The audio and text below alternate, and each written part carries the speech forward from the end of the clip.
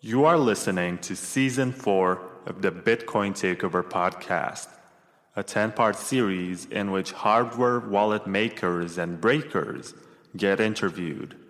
Before I introduce this episode's guests, let's hear a few words from the show's sponsors.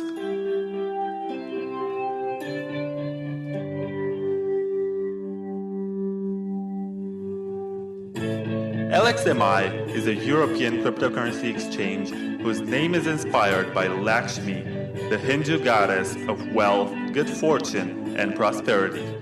It's one of the regulated and legal cryptocurrency exchanges. On LXMI, you can buy bitcoins with most fiat currencies, and you can also do trading with top altcoins. They follow the not your keys, not your bitcoins philosophy with their integrated non-custodial wallet, which helps you manage your own private keys. So if you're into trading, then you don't have to worry about having your crypto frozen by whatever political decisions, since you're empowered to hold and move your coins whenever you wish. It's great to have new players like LXMI that respect your financial sovereignty. LXMI is launching in 2020, and for more information, please check out LXMI.io. If you're not into trading, it's recommended to move your coins to a hardware wallet or some other form of cold storage, and in this episode, you're about to find out why. Please keep in mind that this is just an ad for a sponsor of this show. It's not meant to serve as financial advice, and you're responsible to do your own research before buying anything and act according to your own decisions. Embrace your financial sovereignty with agency and precaution. Phemex, Phemex, Phemex, Phemex. P-H-E-M-E-X, Phemex, P-H-E-M-E-X, Phemex. Phemex is a Bitcoin exchange with derivative trading options, which focuses on speed, robustness, and maximum uptime. Built by former Morgan Stanley executives, it manages to bring simple and accessible Bitcoin trading.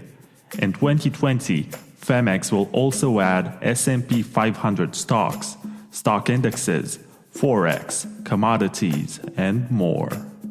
Sign up today at phemex.com/bonus and receive a bonus of up to $72.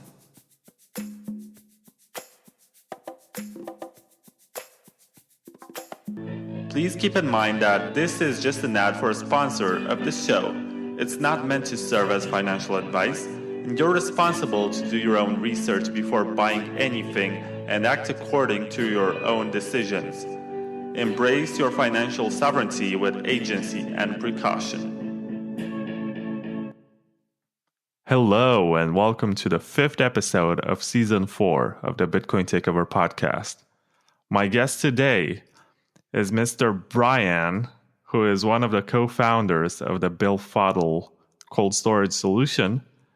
And he and his brother have basically engineered this solution to work in conjunction or separately from your hardware wallet as a very effective way to store your private keys without ever connecting to the internet, which is basically the definition of cold storage, if I'm not mistaken.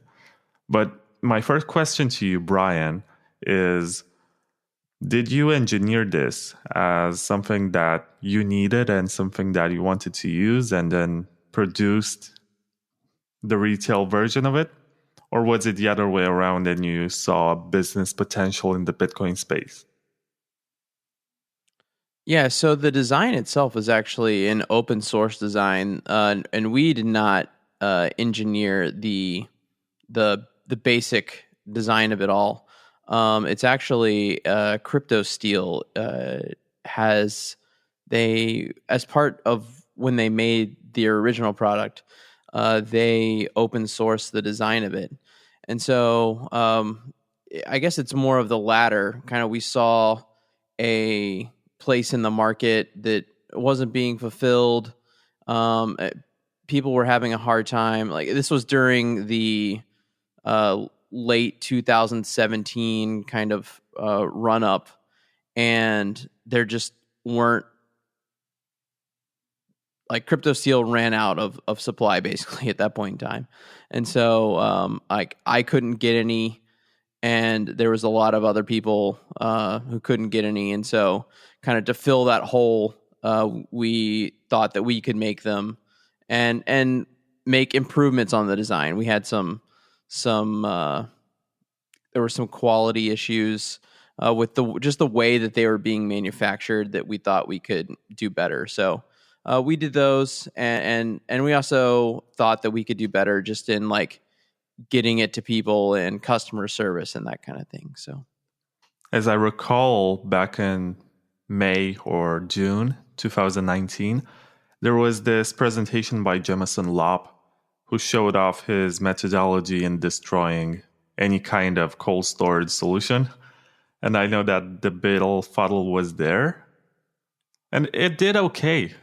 I don't think it ended up being the one that resisted all of the chemical elements and all of the heat and everything that he used to destroy every existing cold storage solution in his attempt to replicate earthquakes and fires and whatnot. But I was quite impressed, and I remember I thought to myself, okay, so when is the moment when somebody should consider getting a Billfodl or Billfodl? yeah, so that's a good question, and it's going to vary depending on what your risk tolerances are. But our general rule of thumb is we say, okay, if you have more than one paycheck in crypto, then that would be the point in time when you probably need to be thinking about a hardware wallet like a Trezor Ledger. I'm sure all the other Cold Card. I'm sure a lot of the other products you've talked about on the show. And then, okay, maybe you already have that. It's also time to start thinking about like, is a piece of paper really what you want backing up the ledger? Because I've had ledgers freeze up on me where I had to reset them, and Ledger even disclaims like, "Hey, this could happen." And I like ledgers; I think it's a great product, but you do have to have some kind of backup. And do you just want it like on a piece of paper in a desk drawer? Well, probably not if you're backing up $10,000, $20,000, $50,000. That's actually a very useful insight because I will be recording with one of the founders of Ledger later today. So Nice. I'll let him know that one of the co-founders of Billfodl has praised his product. Okay, good. All right. I like the way you phrased that. Yeah, I do. I do not want to throw mud at Ledger at all. I really do like their product. So a lot of people in this space every have sometimes mud to throw at Ledger for the simple reason that they don't open source everything and they just act in a way that you have to trust them. But my next question to you is, you think that the Billfodl can replace the hardware wallet, or does it work in conjunction with it?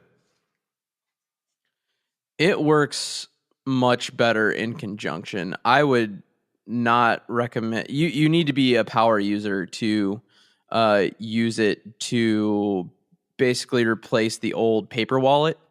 And I would not recommend your average user doing that. You're much better off using a hardware wallet to generate your seed phrase for you, and then just using the Billfodl to store the seed phrase, and then continuing to use the hardware wallet to generate private keys and addresses.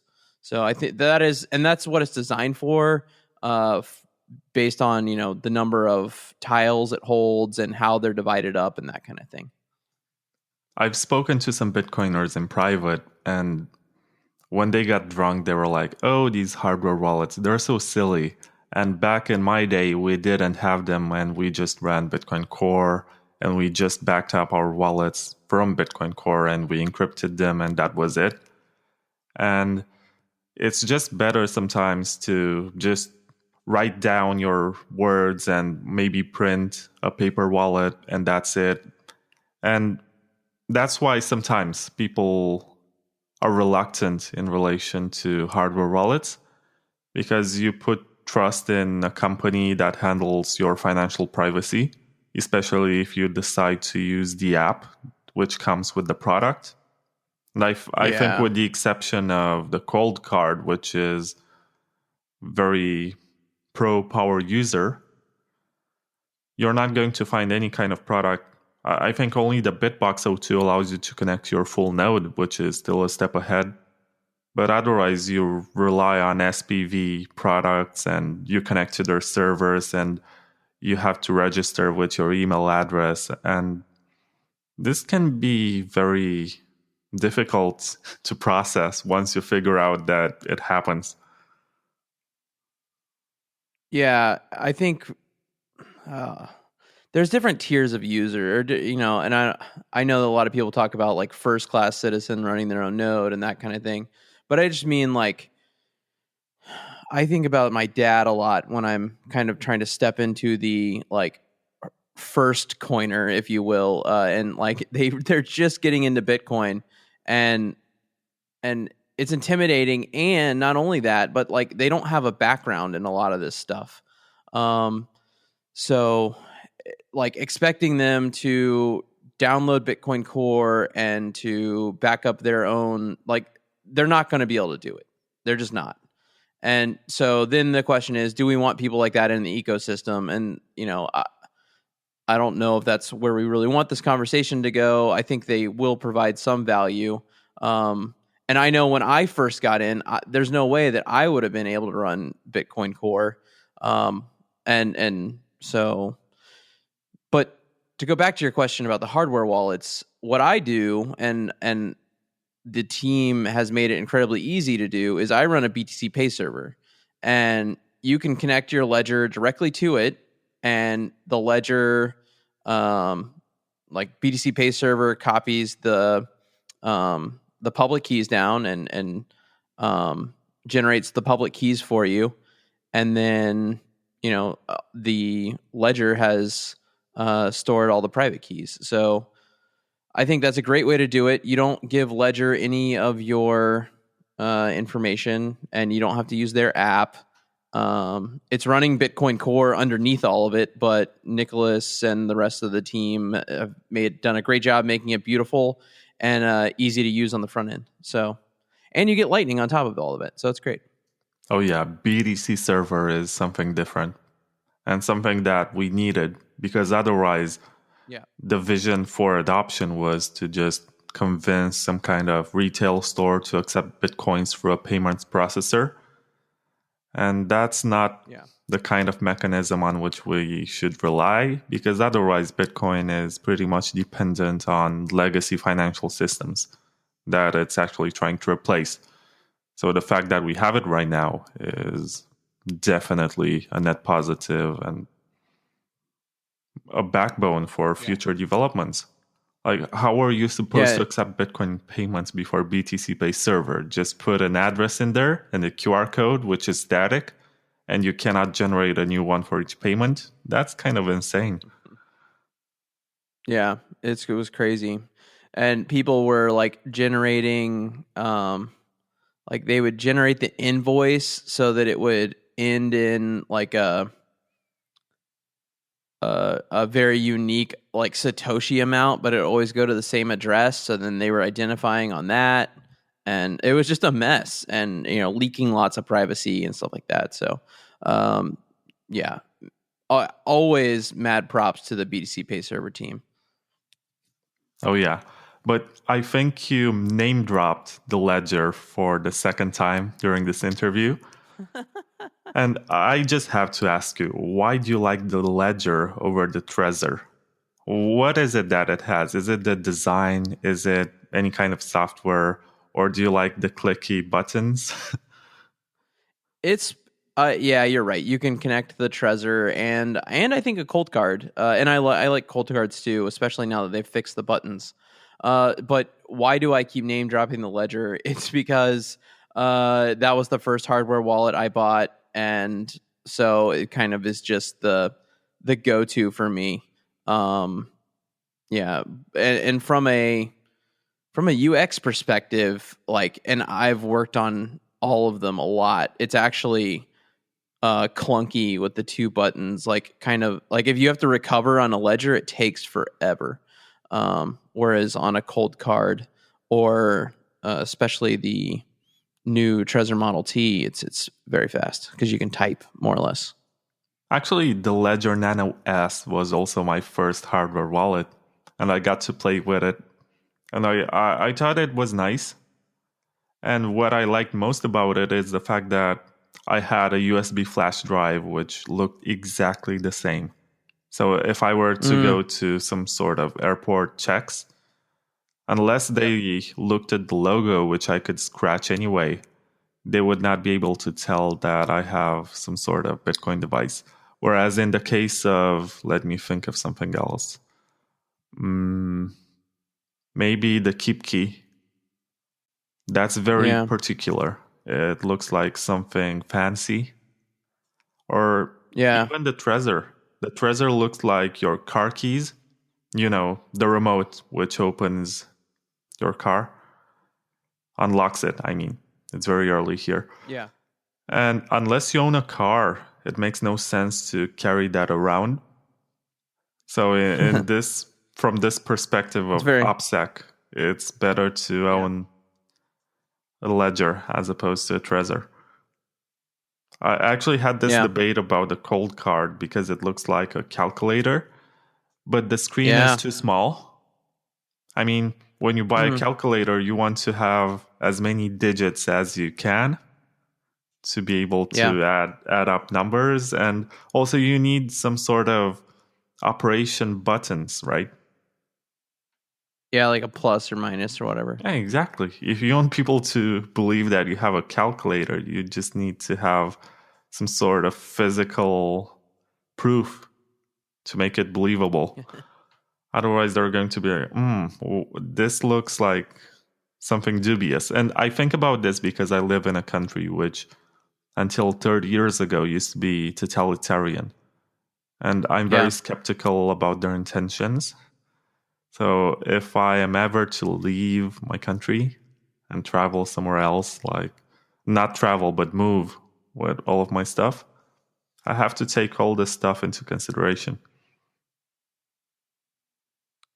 No, that's smart. I do know that when Cold Card ships them, they ship them as calculators on the customs declarations, which I think is pretty funny.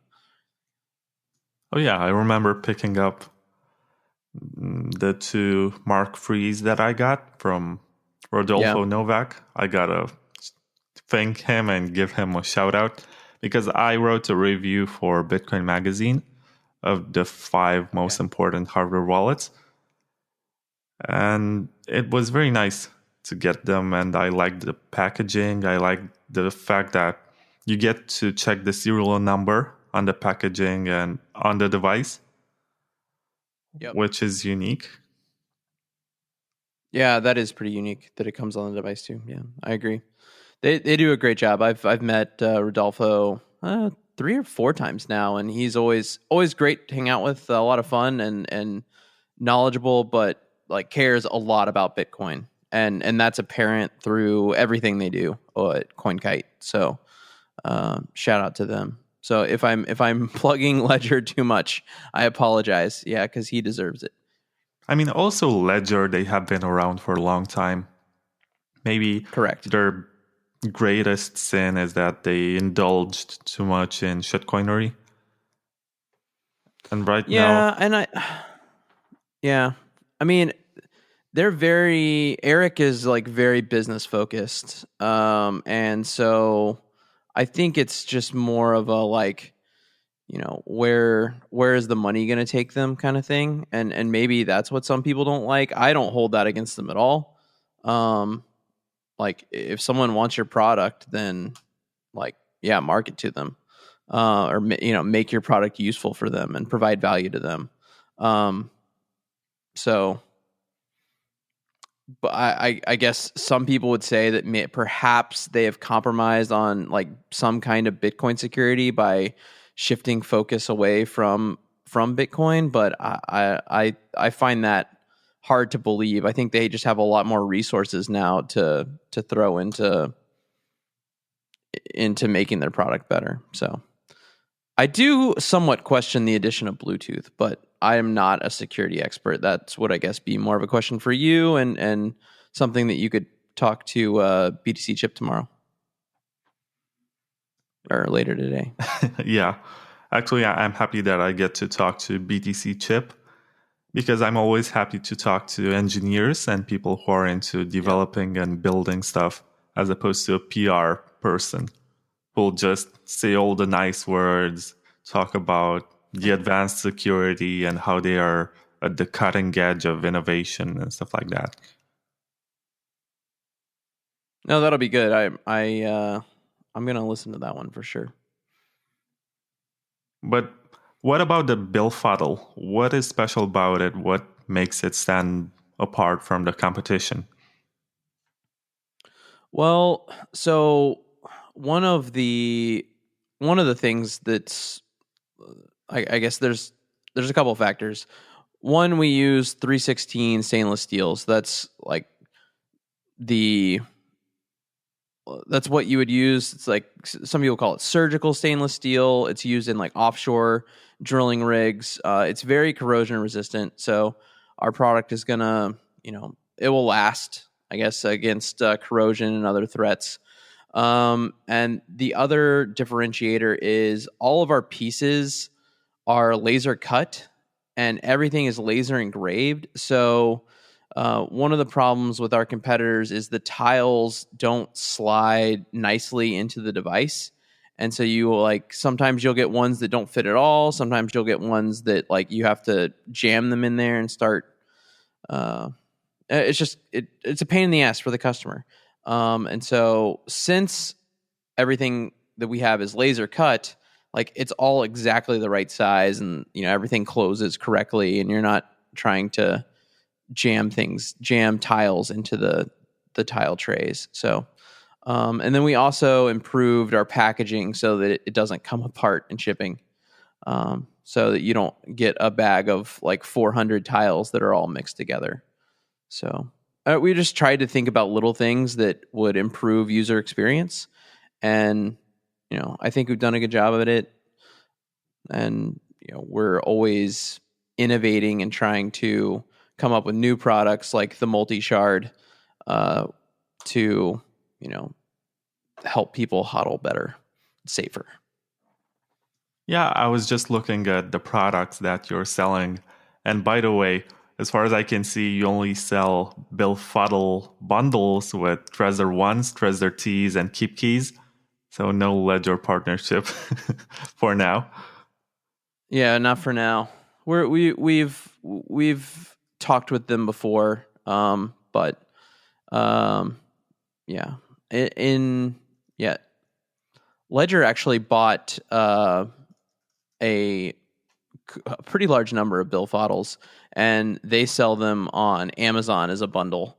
So we didn't see the need in us buying it, and their mock has been changing around. So it's it's a lot harder to become a Ledger reseller now than it used to be.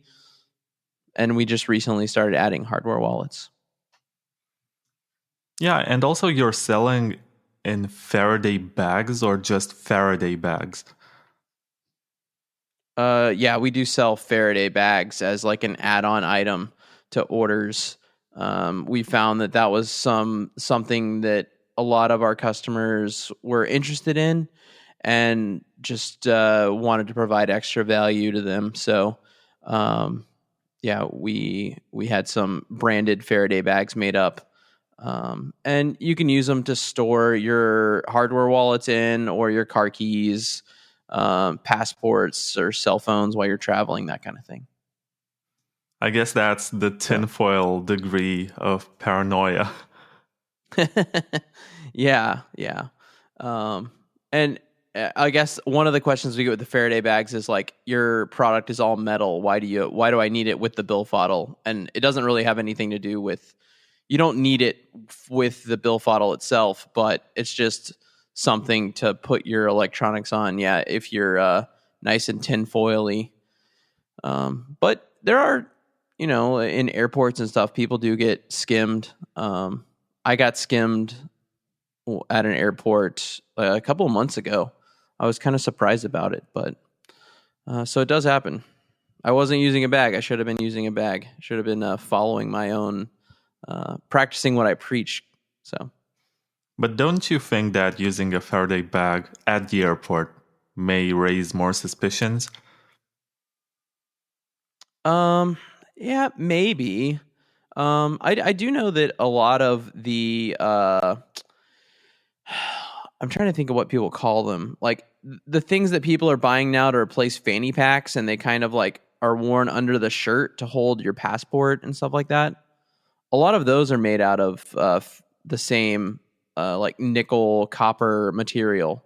Um, so those are Faraday bags now. So I mean, maybe it would give you scrutiny, but I don't. I think most people wouldn't know what it was. It's just like, oh, it's just a bag. It comes back with a weird return on the X-ray machine. Whatever next. Right. So when I think about anything like the Billfodl and metal plates on which you write down your seed keys, I associate them with some kind of workshop where you try all sorts of crazy stuff and you pour acid and you throw pieces of metal into the fire and leave them for 15 minutes and see what happens. And then you shoot a couple of bullets to see how they resist. What is your Yeah. testing methodology? Well, we did. Let's see. Internally, we did some corrosion testing. So we got some anodes and hooked it all up to that and put it in like a salt bath for like 2 or 3 weeks. So that was what we did for corrosion testing. And then for fire, we bought um, they're called pear burners in Texas. And it basically is like a flamethrower that you connect to a propane tank. And so it puts out like some like 30,000 BTUs. And so we got the Billfodl up. Let's see. We think we can only base it on glow testing, but somewhere around 2100 Fahrenheit. So I think that's works back to about 10 to 11 Celsius. And let's see, what was the other testing we did? But the test that I'm most proud about is we had a contact who works for the Department of Transportation in the U.S., and they, for whatever reason, have to test Army ordnance sometimes to make sure that it's like safe to drive on the road and like won't spontaneously explode. And so they got 500 gallons of jet fuel, and he said that if you send me a Billfodl, I'll put it in there the next time we do this test. And so he did, and it survived a fire of 500 gallons of a Jet A, I guess, or JP5, whatever, of jet fuel. So I was proud of that one. That's probably the kicker. So if you're thinking about throwing your Bitcoin keys into 500 gallons of jet fuel, you probably want to make sure they're on a Billfodl. That should be some kind of t-shirt that you sell on your website. Yeah. But that kind of goes back to what you were talking about with the LOP tests and like, oh, this wallet stood up to this and this one didn't stand up to that. And I guess, while I do think people need to have their keys backed up on something more sturdy than paper, I think that if they're worried about like sulfuric acid being spilled like on their house and eating their keys away, then they need to be thinking about having their keys dispersed geographically, because just because you have them written down on like something, maybe even something that's indestructible, that doesn't necessarily mean that you're going to find your indestructible object in the rubble of your house or wherever it was. Like maybe it'll get blown away or swept away in a flood or something. So geographical diversity is important once you reach a certain amount. And again, that's going to be different for every person, but and it's dependent on your risk tolerance, but it is something that you need to be thinking about. So when you deal with basically metal plates, what kind of improvements can you bring to them? Can you come up with better materials, or can you cut them in shapes that are easier to ship and easier to keep in one piece? Or can you make them easier to be written on?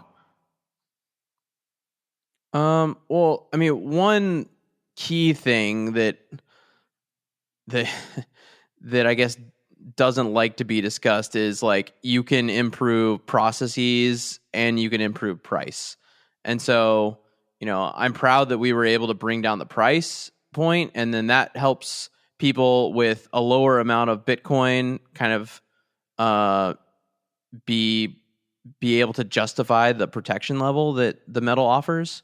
So, coming in at a lower price point isn't just, undercutting. It's like you've made the world a little more efficient. So I think that's important to emphasize.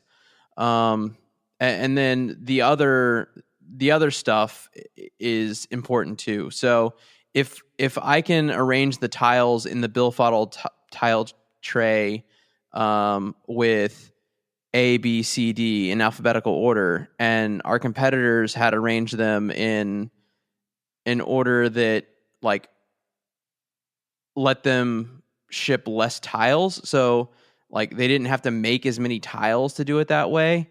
But the order was all mixed up. You've kind of just passed on a cost to the customer because it's going to take them more time to find the tiles if they're like arranged in this weird order.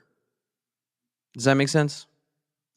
Yeah, I guess it's like a keyboard, and you have to Yeah. set the order. Yeah, exactly. So one of our competitors had like A's and E's on the opposite side of each other. So like an A was on the opposite side of an E. And that's because you need the most like the letters you need the most of are A's and E's. So I understood why they did that, but like I put on every Billfodl, we put an A on the back of a little a and a big B on the back of a little b. And so it just gives you a lot more ability to put whatever key you want in there. Right now, And sorry, go on. no, and it costs more to make it that way. Like I could have done it the other way, but and had a lower cost of goods sold, a lower cost to me on the Billfodl, but by doing that, I've really just offloaded an even larger cost on the customer in their time. Yeah, but right now I'm looking at your website. You have to pay $49 for the basic Billfodl. No, 55. Sorry, 55. Yeah. And you have a discount for the multi-shard version. It's actually $10 cheaper to get the multi-shard packaging as opposed to ordering 3 different Billfodls. And you also have the Hodler's Bundle. What is special about the Hodler's Bundle? So in the Hodler's Bundle, we built like a plastic, like a case, like a wall mount. It's like a case that the Billfodl goes inside, and then you can mount it in a wall. So it lets you get a little more creative with where you put your Billfodl. So a lot of people, either they don't have a safe or they don't want to put their Billfodl in a safe because that's just a honeypot. And so maybe they want to hide it like in an attic somewhere, like underneath the eaves or something, like way in the back of their attic. Well, this lets them mount the hodl, we call it the hodler, mount the like plastic hodler case to the wall and then just slip the Billfodl inside. And you could hide it wherever you wanted. You could put it inside the drywall of your house. So like creativity is the only thing that's limiting you on where you want to store it. Or you could put it in your safe, so and not get that. It's up to you, but it's just something that we thought was missing. Speaking of safes, you just reminded me of some ridiculous but at the same time interesting choice of storing private keys. I recall reading on Reddit about a year ago or 2 years ago. It's very fuzzy in the Bitcoin space, but it was about somebody who was storing private keys in a bank. Like they had some kind of safe at a bank and they just put the keys on a piece of paper and stored it there. That's kind of insane, right? Yeah. We've read some horror stories about safe deposit boxes, and yeah, it's just tough. Because I mean, I would not put raw private keys in there for sure. I would put like one of 3 or one of 5 multi-sig in a safe deposit box. But even that, like maybe you would even want that passphrase protected. I think if you put a Billfodl in a safe deposit box and it was passphrase protected, that might be a good way to do it if you didn't have a good place to store it in your house. But yeah, raw private keys or just a raw seed in a safe deposit box, that's asking for trouble. Yeah, it's always difficult, especially in these early days, before we find some kind of standard for security. It's the same with hardware wallets, where they all do research and they all try to find some kind of cryptographic method of combining hardware and software to safely protect your keys. And it's the same with writing your private key or seed words somewhere. Some people just rely on a piece of paper and think they're intangible. Some people buy metal plates and they engrave or they write down in some other way. Yep. And or stamp it themselves is another method. So yeah, I mean, how difficult is it to, I mean, let me phrase it in a different way. If you were to build your own Billfodl, what would be the costs in terms of both money and time? So costs, I guess it depends on how much how handy you are, how much you have around your house. But the easiest way I would think would be buy a block of steel, just like a standard plate. So maybe that would cost like $1 or $2 on Amazon. I have no idea. And then a hammer and some of like tile, like a stamping kit, and then you could stamp your own letters into the piece of steel, and then store that somewhere. Stamping kit is probably about $15 to $20. I don't know. And then hammer, you could get a hammer for $5 if you're in the US on Amazon. Maybe a little more than that. So maybe 25, 30, somewhere in that range. But time wise, it's going to take you a while to stamp it out, and you're going to need a place to do it, probably outside, and it's going to make a lot of noise and that kind of thing. So that's what the Billfodl provides. Is it frees you from that, and you could put your your seed in there, and probably realistically, if it's your first time doing it, I'd say 20 to 30 minutes. If you find all the tiles first and lay them all out on a table and then put them in, you could cut that down to 15 minutes. I can do a Billfodl in 5 to 10, but I've obviously had a lot more practice than most people. So I do like to be realistic, but to stamp it, it's going to take longer than that. And one of our competitors that sells stamping kits sends their product with earplugs. So that's another thing to realize. It's going to be very loud. Oh, yeah. And You won't want to do it while the kids are in bed. I guess most Bitcoiners are not quite the handyman types. Yeah, I don't know. I guess there's two. There's like the like survivalist, like strong libertarian bent, like plus survivalist kind of people. Like I would almost put Lop in that category. Like mountain man for what, and like I don't know. And then there's the computer nerd. I'm not sure where I fall on the spectrum, but probably means I'm in the computer nerd spectrum. No, I guess it's always good to not be sure where you fall in a spectrum because it means you can do both. Yeah, for sure. What about you? Are you what is that just an American Bitcoiner stereotype, or do you think that applies worldwide?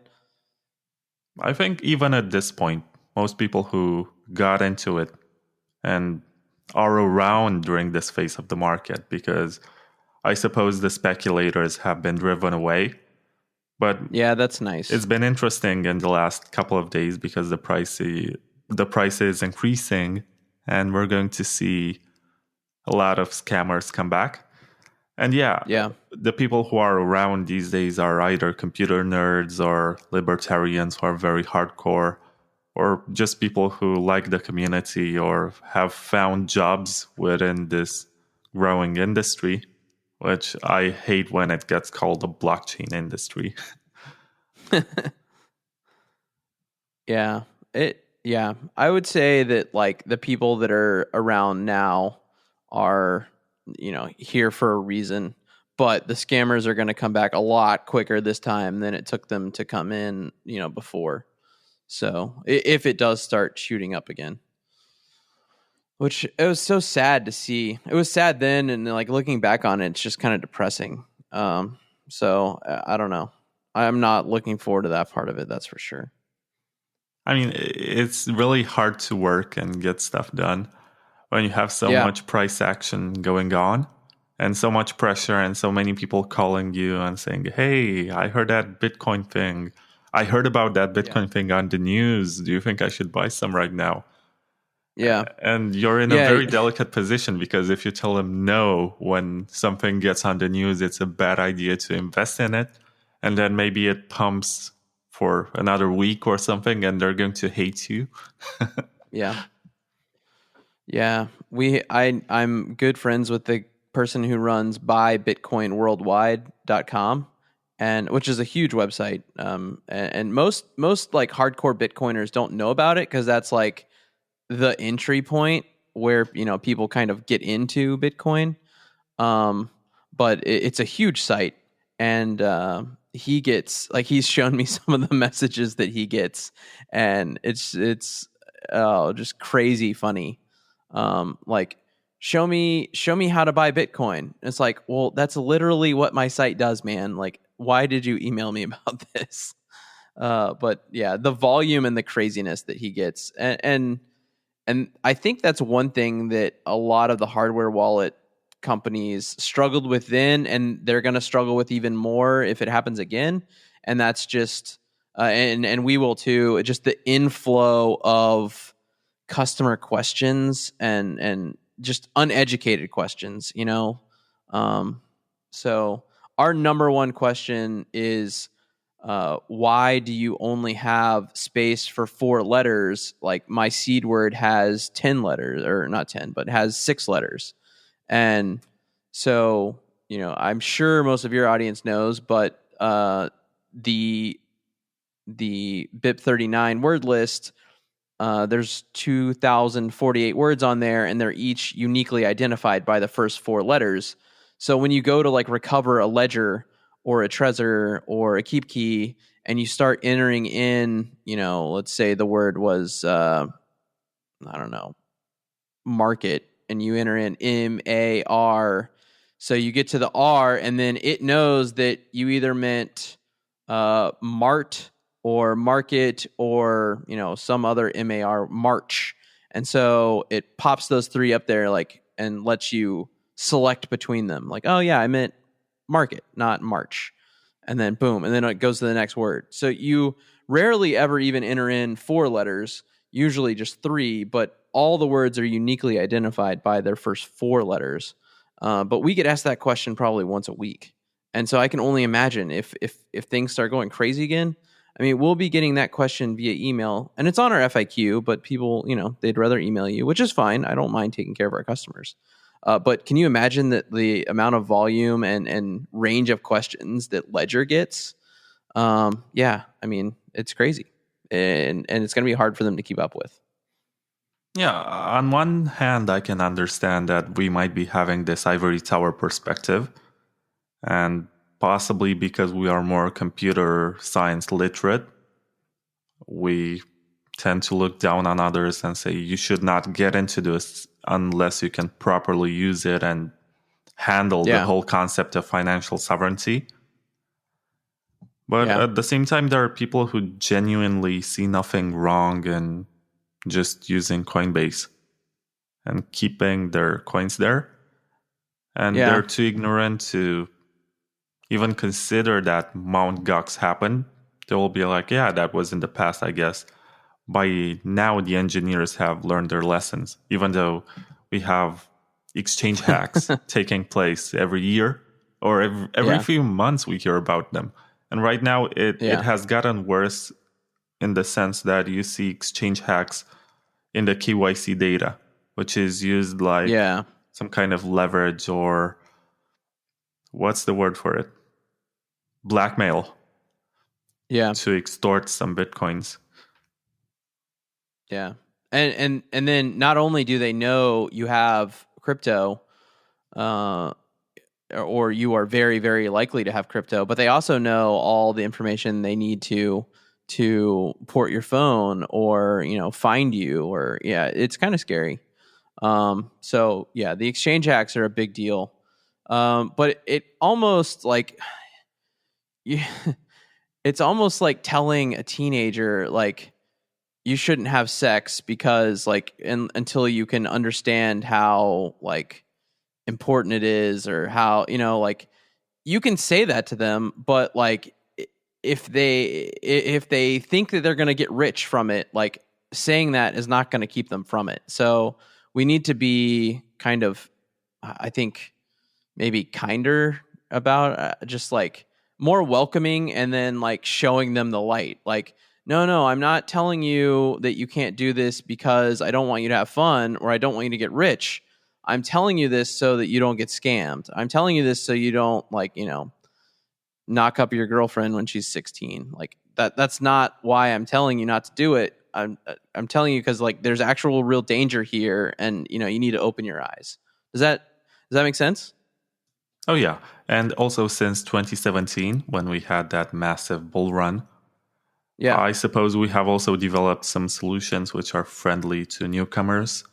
And exchanges have tried to launch new products, and we also have services like, I think Casa has that inheritance system where they establish a multi-sig where they own one of the keys and you own the other one, and I have no idea what happens to the third.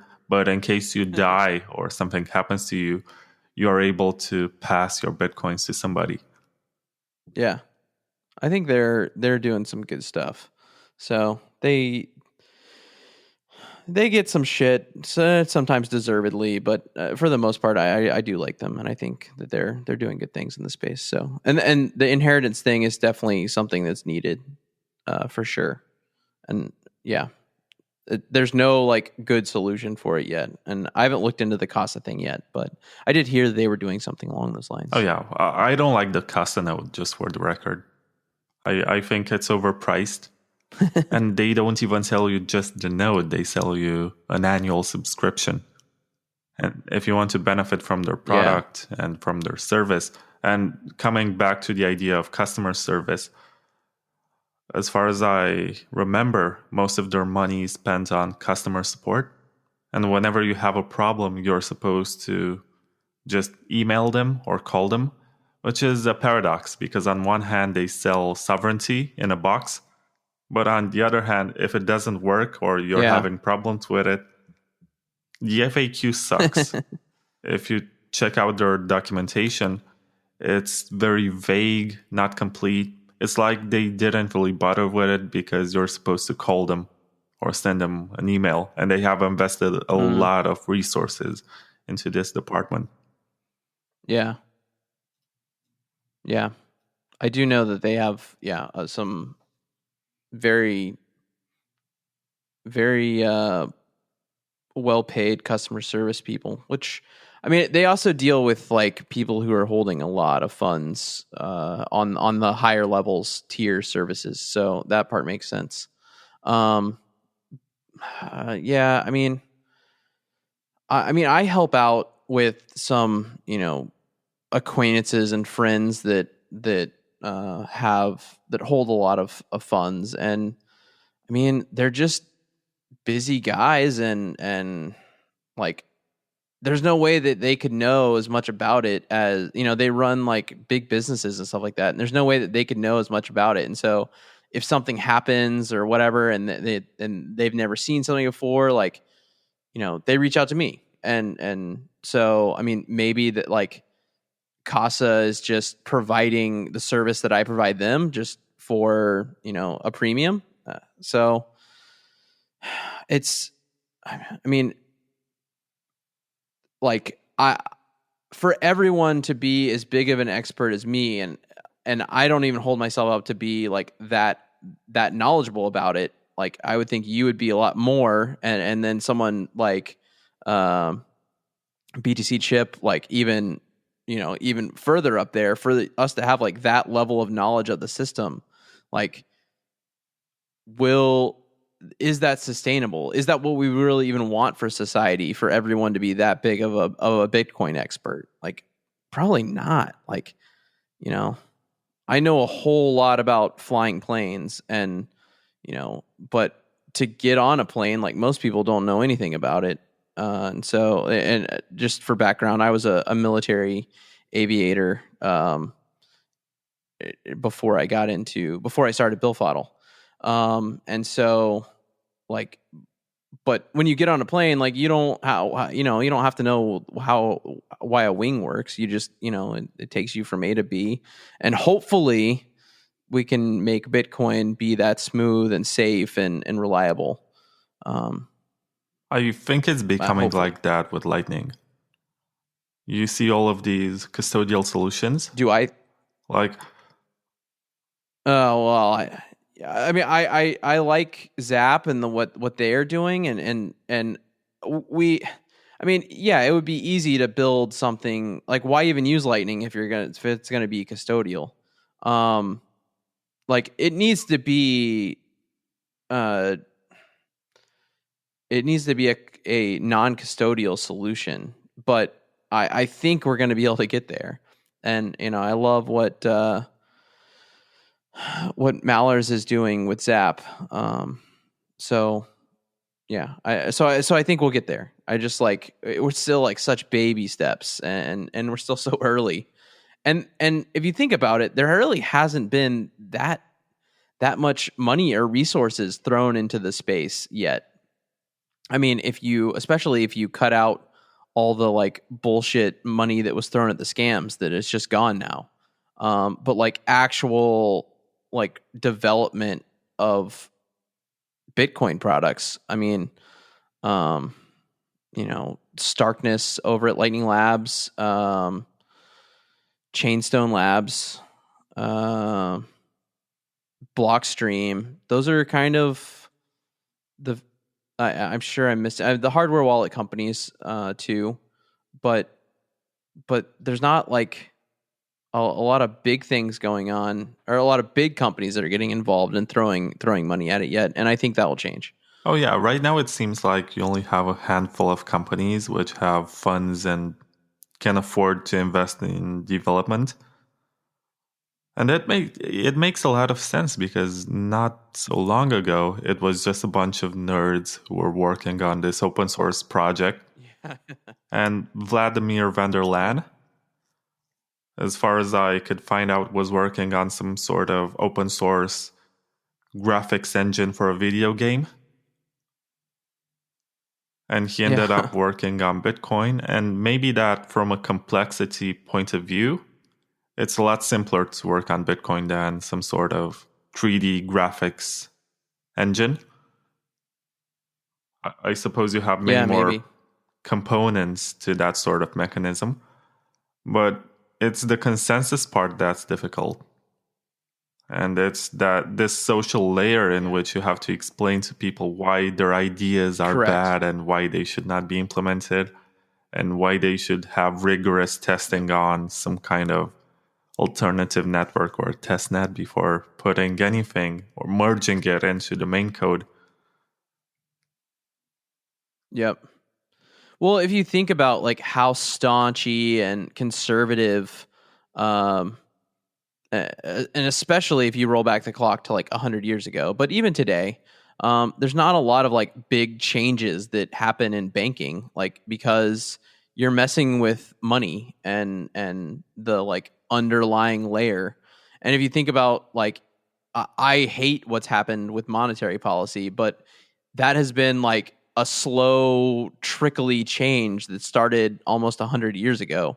Um, so I mean, when the U.S. anyway was taken off the gold standard, so like it took 100 years to do all that. Like you don't want to mess around with money, and do things quickly because the effects of what you're messing with might not take effect for quite some time, as we've seen with quantitative easing and all the money that's getting pumped into the economy now.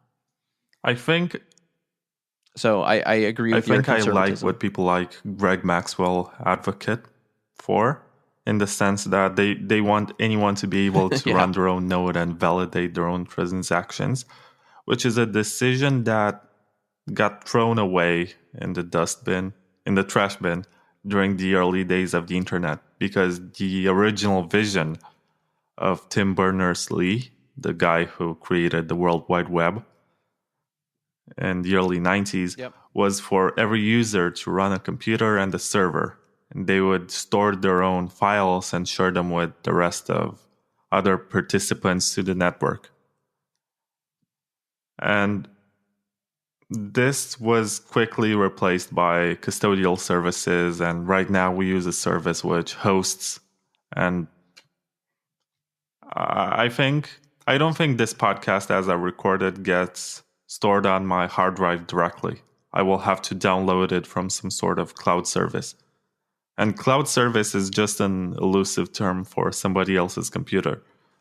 But in the case of Bitcoin, we still have this purity of intentions. It's been 11 years since the launch, and people still care. And they say you should validate the whole blockchain and participate into this consensus political system. After all, it's all about all parts agreeing.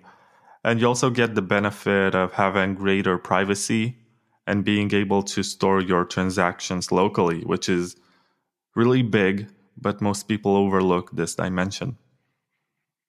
And I'm actually curious to see how Yep. long it takes until some sort of big money corporation comes around and creates this very simple service which gets very popular. And I don't think any other company than Facebook can pull it off at this point. But to just bring so many users that it obliterates all of these efforts that have been made to preserve a certain line of thought and a certain methodology when it comes to approaching Bitcoin. Because when you enter the space, you're taking baby steps. I think today, if you want to get in, you most likely get Coinbase or a wallet, like a very bad one, like blockchain.com or something. Because these show up when you look for Bitcoin in the App Store. Yeah. And you get these, and if you somehow choose to engage with the rest of the community and discover that there's a bigger world out there, you're going to maybe move on to a more advanced wallet like Blockstream Green, which has Tor and lets you connect to a full node. And then you're going to understand that this type of digital gold needs some sort of validation. And you need to check that what you're receiving is authentic. And you also need to take care of your privacy because it's scary. You're operating on a public ledger where every transaction can be linked to another one. And when you receive funds and you send them, you're not just revealing how many Bitcoins you have, but you reveal how many Bitcoins the person before you had. And it's a whole chain, and that's why it's called a blockchain. And should you coin join? Should you manage UTXOs? These are possibly advanced features. As from a user perspective, I think they're much harder to comprehend than to use because you read a lot and there's this process of learning, and then you get to an interface which has been made very simple in Bitcoin Core. And especially the wallet which I praise the most is Wasabi. That one is just incredible. It has all the features and they are so simple to use. Yeah. It is a deep rabbit hole, and that's how everyone describes it. And yeah, I think you're right. I think you are going to come in on some site like Coinbase, or you're going to Google like how to buy Bitcoin, and I guarantee you the number one site that's going to come up is Buy Bitcoin Worldwide. And so the good thing about that is there's cool people like my friend Jordan, who like he's a hardcore Bitcoiner and he's going to point you in the right direction. So and that direction for that user might be Coinbase, as unfortunate as that might be, but they haven't taken all those learning steps. And the other thing that I think that Bitcoiners of my era, and I don't know when you came in, but maybe it was even before me, or it probably was, is like the history is getting to be impossible to catch back up on. Like we talk about when you spin up a full node, like it goes back to block 1 and starts downloading. But like when a new user comes in, like they're kind of entering in and like their Bitcoin history starts right then. And it's very hard for them to go back and kind of relearn everything that's happened. And I'm even now like finding out about characters. Greg, you mentioned Greg Maxwell. He recently posted on our Bitcoin about some guy who like had a cult, more or less, who like wanted to enslave all the no coiners after Bitcoin became after Bitcoin mooned, and apparently Saifedean like thanked him in the back of his book. So I'm not trying to throw mud, but it was just like I haven't even heard of this guy, and yet I don't know. I can find it. We were talking about it in the Unhashed podcast Telegram group, but yeah, so I can try to sounds find like Mircea Popescu it was from a Romania. Weird post. He's a big Bitcoin whale, is said to own about possibly more than 100,000. Oh wow! And does he talk about? He has his own cult. Enslaving people? Yes, yeah, and he runs version his own Bitcoin Core, own version of Bitcoin, with like all kinds of crazy holes in it. But he also apparently believes like basically if someone were to steal your Bitcoin, you kind of deserved for that to happen. Like you should have been like you're obviously not a power user, so like Bitcoin's going to go to the strong hands who will steal from you. Oh yeah. He even claimed that he was the DAO hacker.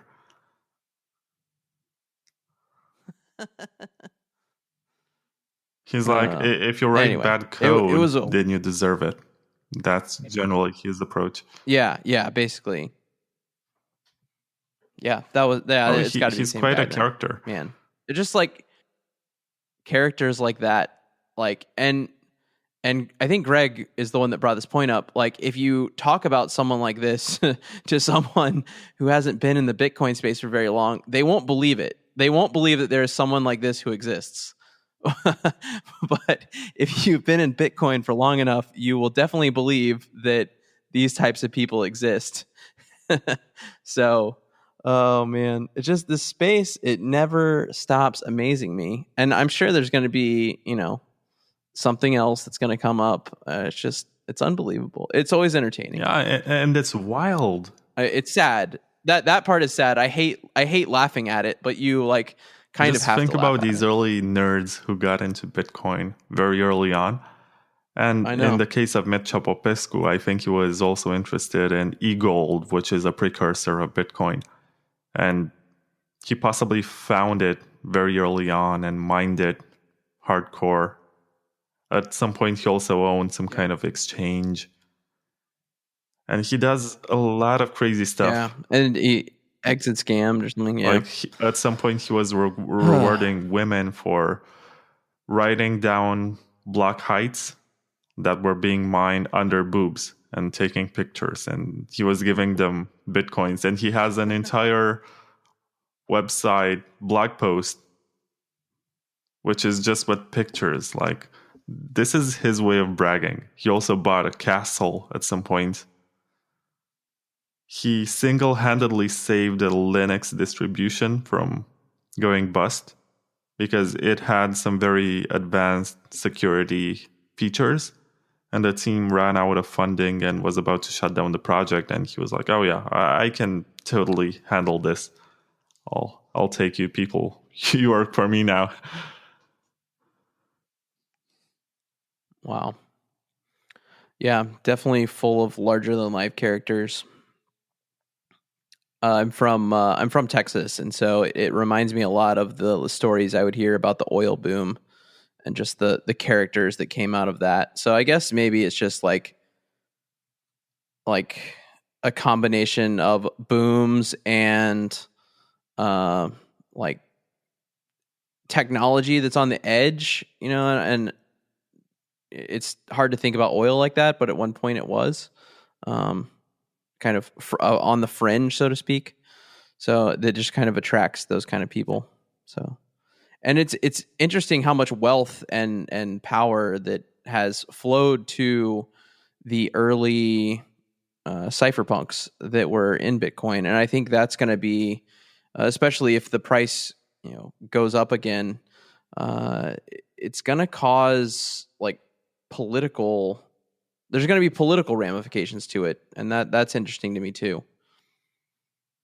I'm not sure if they are interested in politics per se, but they are definitely interested in Well, disrupting the they wouldn't system. say yes, exactly, exactly. Like if you gave if you wound back the clock to like 1960 and gave, or I don't know if that's the right timeline or not, but if you gave Ayn Rand supporters, billions of dollars, even though they were trying to annex themselves from the system and didn't want to support the system, like that's still going to have ramifications to the system. And I think it will be the same Sometimes case I here. read the blog of We'll Nick see. Szabo, and I say sometimes because it's a very difficult and tedious process of comprehending what he's trying to say, really. He has a very complex mind. Yeah. I have a lot of respect for him. I've learned a lot from him, but it's never as simple as just reading one article. You have to sometimes stop and process the information that you just acquired and maybe come back later. And it's this on and off process. But he got me into David Chaum because David Chaum is like the grandfather of all of this movement. And back in the 80s, he was envisioning all of this situation with the NSA that we're having right now and the fight with Big Brother. Maybe he was influenced by some sort of literature and tried to implement it into technical terms that he was aware of. But he's a very fascinating character, and he was the one who created the first form of electronic cash. And he was obsessed with privacy. I think he still is. And Yeah. I don't want to advertise his shitcoin, but is working on some sort of messaging application that's definitely much more secure than WhatsApp or possibly Telegram. Sometimes we blindly use Telegram and think it's private. Yeah, it's most definitely not. I mean, it might be private for like 99% of people who might try to look at it, but there are people who can look at it. I mean, in some use cases and situations, I can agree with messages. Maybe that it's good to have a backdoor. But with money, that's not something on which I can agree. Yeah. Well, I would agree with the money. I don't know about the messages. I'd have to think about that some more. I mean, Anyway, yeah. I Googled how do I buy Bitcoin? And after a few sponsored ads for websites about which I've never heard, Yeah. there is okay, this it's like the 20th result, but buybitcoinworldwide.com. It's here. I don't use Okay. Google. I try to switch to DuckDuckGo because DuckDuckGo. it Yeah. doesn't quite slip on the Yeah. tip of your tongue, but it's useful and it preserves your privacy. So let me also DuckDuckGo. How do I buy Bitcoin? Because this is always an interesting exercise. Mm, Yeah. When I did it, he is on the first page, but he's below bitcoin.com, unfortunately. So looks like he's number 8 and 9 when I Googled it. let me Google Bitcoin cold So, storage but if you, metal plate. Actually, ooh, this is DuckDuckGo. I will also Google. So okay. there's Amazon, which is the first result. And there is the cold bit. Haven't heard of it up to this point. I haven't heard of them either. Hmm. There's actually a website called Instructables, which teaches you how to build your own steel Bitcoin wallet. Oh, that's cool. I'm fine with people building their own. If that's something that I mean, if it makes them like feel better about it, then You know, I've had the same conversation with Rodolfo Novak of Cold Card, and yeah. he published Oh the yeah. whole schematics and a list of components that you need to build your own. And he told me when we had this conversation that he's able to produce it for much less than it costs to have all the parts shipped to you. And it takes a lot of time and effort Yeah. to actually build it. Because of economies of scale, he's able to get better deals and have the products shipped at a reasonable price, as opposed to having every small chip and the plastic case and the buttons and everything that you need to build your own. It takes a lot of time and effort and money to put them together. But for somebody who has no access to resources and may live in a country which is closed in terms of shippings and may not ever be able to have access to shippings from China, from AliExpress or Yep. wherever you find these parts, this can be a lifesaver if you can just build your own. Yeah. Especially if you have some, circuitry knowledge or EE knowledge. Yeah. I mean, I totally agree, and I thought that was really cool when they did that. I saw that. I was I was a little surprised, to be honest, but yeah. But I think that was really cool of them, and I mean, I definitely even if you could get them at the same price, that they manufactured at, you're gonna have, just it. I mean, how much is your time worth, kind of thing. Um, so it's definitely worth the $99 to go buy the cold card. Also, we spoke about the steel plate solution, the Billfodl, but you didn't tell me where the name comes from. Oh, so my brother was, uh, my brother came up with it. He's really good at branding, but it's a play on billfold, which in America is like a wallet, like a men's wallet. You would also call it. You could call it a billfold. And so if you turn it into hodl or do the same thing with hodl with billfold, you get billfodl. So it's like a wallet, but it's hodl billfodl. That's how he came up with the name. Did they? Is that is?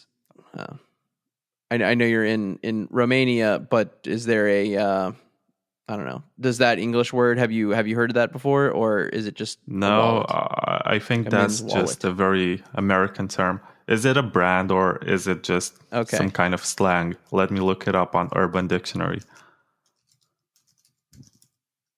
It's Billfold, billfold. yeah.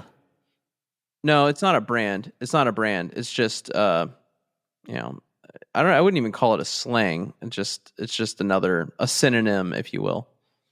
So the top definition on Urban Dictionary is like a wallet but harder to find, usually does not contain any money. Or the same as a wallet according I to think they grandma. might be. Okay, yeah. It's like an older word, maybe. Um, maybe like old people use it. I thought they were making fun of men not being able to find things in the first definition.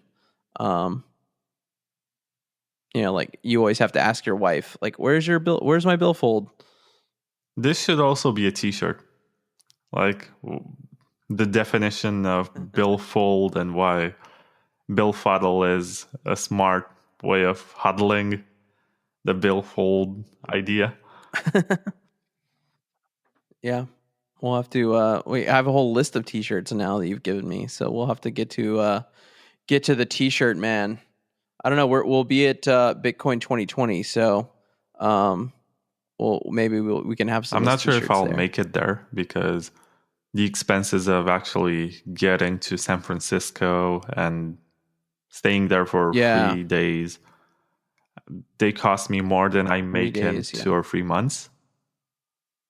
Plus, Oh thanks wow. to the US policy, I have to go to the embassy, go through a whole background check process and do an interview. Oh man. And then I find out if I'm approved. Wow, that's quite the process. It is, and we're, I we're didn't NATO realize it would be members. that much. Yeah. Wow. I don't know. I mean, how could they have a Bitcoin 2020 without you, though? You're like one of the superstar Am writers. I? I'm just one of the guys who Yeah. works a lot, but I'm not a superstar by any metric.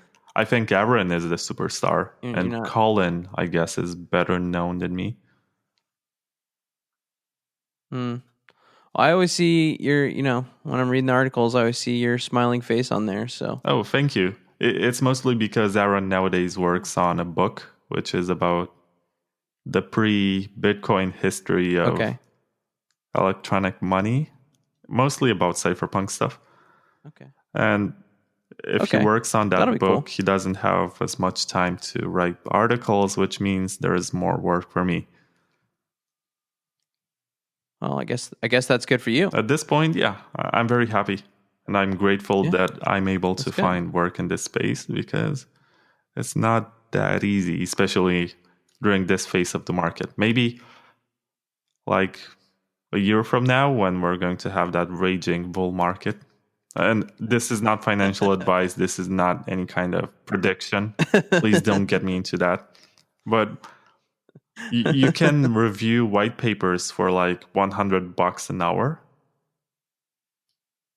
for Oh wow. ICOs and stuff like that Man. and write their blog posts. And they're going to be like, I don't care. Just make it sound good, make people spend money. Yeah. It's someone else's money. I So remember 2017 when yeah. people were Well, just so throwing Ether at you. They're like, "Oh, you want to yeah. get paid in Ether because I've made so many gains on this that I can afford to pay you by the thousands." Yep. Not that it happened to me, but I've heard Yep. stories. Yeah. No, I mean, we saw this effect even going into 2018. Like, A booth at Consensus was like 25 or $30,000. It's like, are you kidding me? Like, and it was just because there was so much ICO money sloshing around that like they could charge whatever they wanted, and the ICOs were going to pay. So like it just bids. They bid out any legitimate business because they can always bid more than you because they're just selling air. So I don't know. That is like one of my big.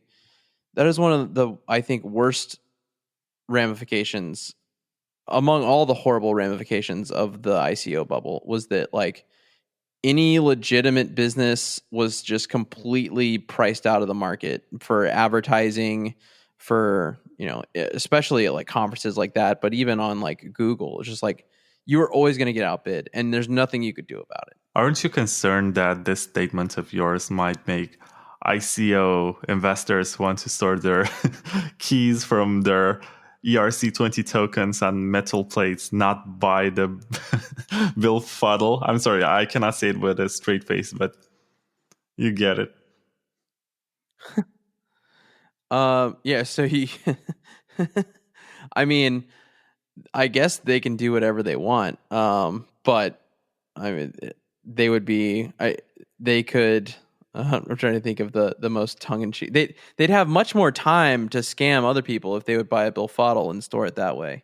So maybe the world would be better off if they wouldn't buy a Billfodl and stored it themselves, and then they would have less time to spend, dreaming up more scams. So I'd be okay with that. I can sleep at night knowing that that's what's happening. By the way, not that I'm very much immersed in the world of Ethereum, but I haven't heard Ethereum people talk about cold storage as much as Bitcoin people. No, they really don't. They don't. I mean, in my experience, it doesn't seem like they care about it as much. So, but I think that might come from like just where the Bitcoiners came from versus where the Ethereum guys came from. Most of the Ethereum people are devs, and they are comfortable, leaving it on a computer because that's what they understand. And then, like, at least our segment of the Bitcoin market is more of the like survivalist kind of people, and they were probably gold bugs before, so they like having something to hold. So, yeah, this is different market segments. I think one of the most significant lessons that I've learned from the Bitcoin community is that computer scientists should not be trusted. And even computer scientists who are very good at what they do, they will say, no, we should not automate this. And for example, electronic voting, they will say it's a bad idea because any system can be hacked and manipulated. And a very good computer scientist will have these concerns and say, how about we just stick to paper ballots and put them in a box? And that's a lot more secure. And you know that what gets in will not get out and will not get changed, as opposed to anything which is cryptographic and can be hacked. But a mediocre computer scientist will just enjoy the paycheck and say, yeah, sure, I can do it. Yeah. They can go to governments and take a lot of money from them for services. And governments will pay up because sometimes it just looks good to say you're modernizing or automating a process and you're removing doubts. Yeah.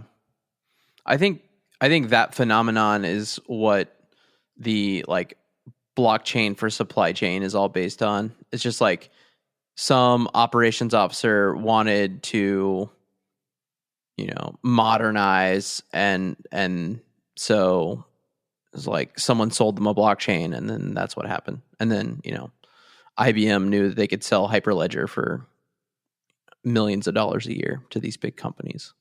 So I actually know someone who that's my works for thesis anyway. IBM and works on the Hyperledger product.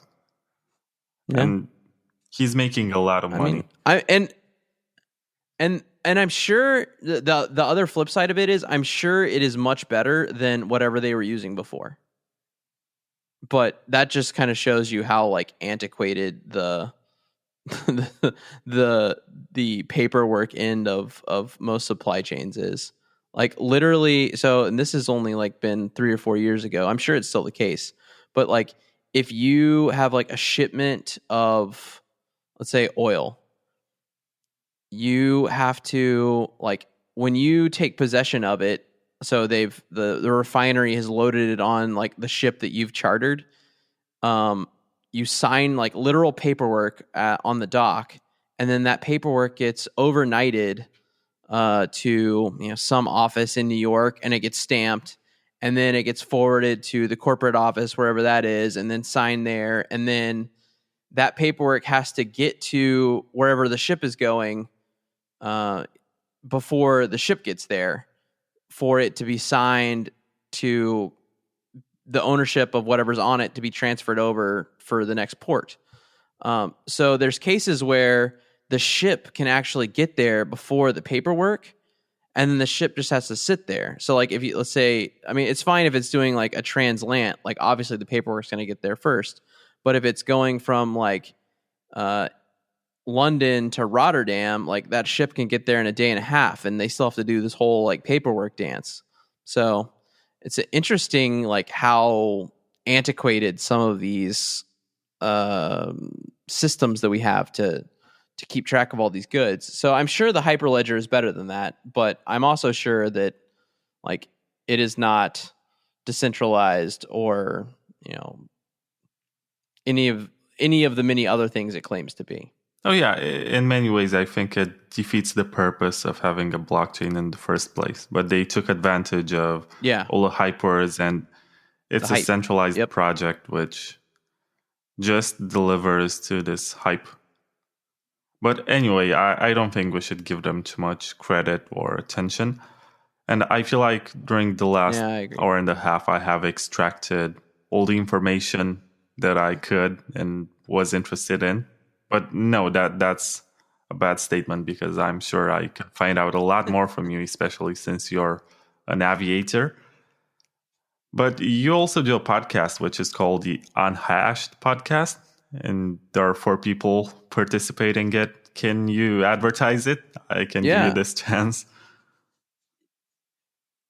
Yeah, sure. Thanks for for letting me give the shout out. So we do the Unhashed Podcast. It's Mario Gibney. He works for Blockstream and he runs the Blockstream store and does customer support for Blockstream Green. And then Ruben Somsen, who I'm not sure what the official title is, but he's like one of the head honcho, or I don't know, head honcho. That's not the right word, but like the curator, perhaps, would be a better term, of the Bitcoin mailing list. So, and he recently attained that. So we were very happy for him when he got that title. He's a co-curator, I guess.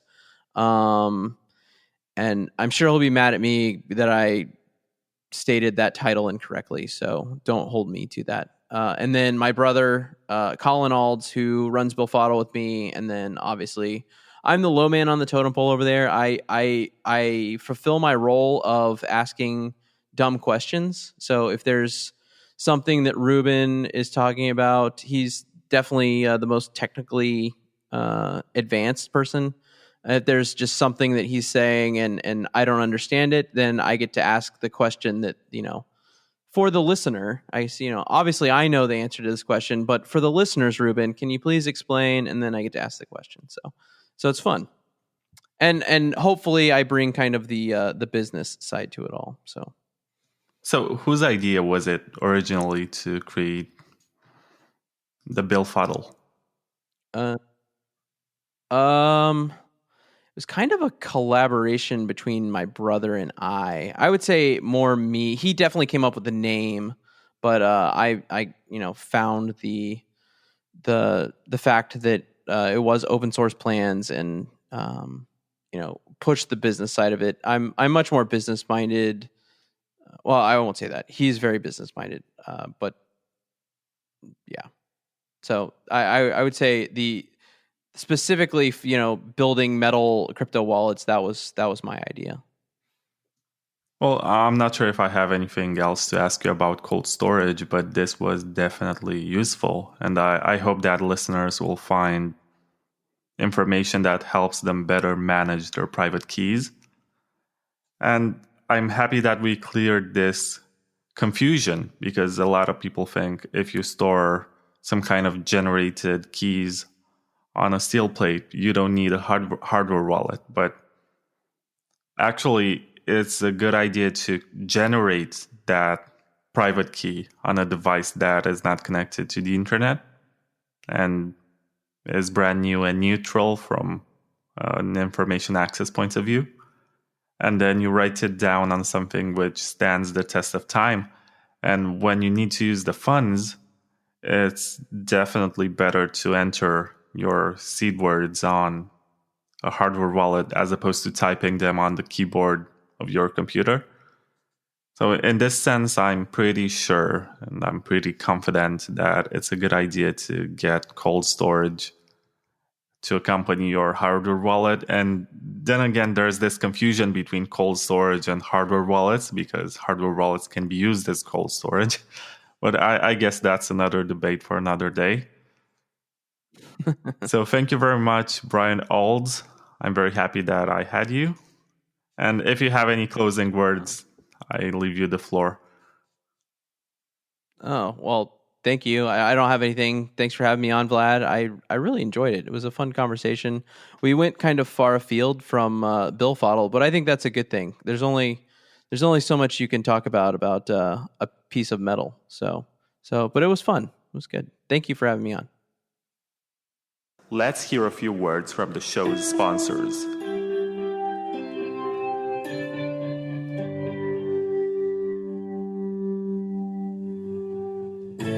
LXMI is a European cryptocurrency exchange whose name is inspired by Lakshmi, the Hindu goddess of wealth, good fortune, and prosperity.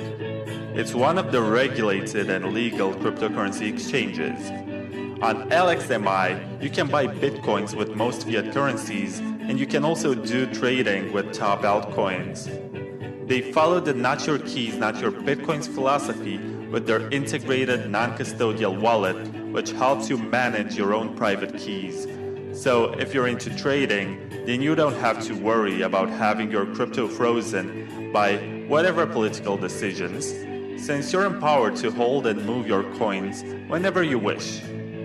It's great to have new players like LXMI that respect your financial sovereignty. LXMI is launching in 2020, and for more information, please check out LXMI.io. If you're not into trading, it's recommended to move your coins to a hardware wallet or some other form of cold storage. Please keep in mind that this is just an ad for a sponsor of this show. It's not meant to serve as financial advice, and you're responsible to do your own research before buying anything and act according to your own decisions. Embrace your financial sovereignty with agency and precaution. Phemex, Phemex, Phemex, Phemex. Phemex, Phemex, Phemex, Phemex. Phemex is a Bitcoin exchange with derivative trading options, which focuses on speed, robustness, and maximum uptime. Built by former Morgan Stanley executives, it manages to bring simple and accessible Bitcoin trading. In 2020, Phemex will also add S&P 500 stocks, stock indexes, Forex, commodities, and more. Sign up today at phemex.com/bonus and receive a bonus of up to $72. Please keep in mind that this is just an ad for a sponsor of this show. It's not meant to serve as financial advice, and you're responsible to do your own research before buying anything and act according to your own decisions. Embrace your financial sovereignty with agency and precaution.